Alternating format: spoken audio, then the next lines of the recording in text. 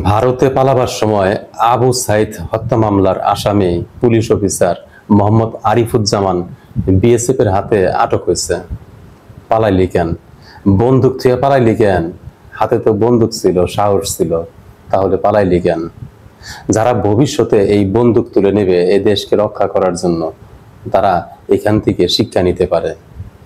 এই বন্দুক কিন্তু এদেশের মানুষকে রক্ষা করার জন্য, এদেশের মানুষের ট্যাক্সের পয়সায় এই বন্দুক কিনা, এই বুলেটগুলো এদেশের মানুষের ট্যাক্সের পয়সায় কিনা, দেয়া হয় এদেশের মানুষের জানমাল রক্ষা করার জন্য। এরা শিক্ষা নিতে পারে।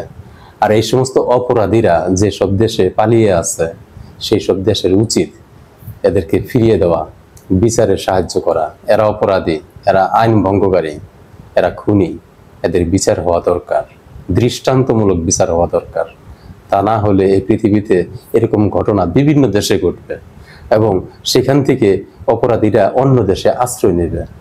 উচিত না কোনো দেশের এদেরকে আশ্রয় দেওয়া।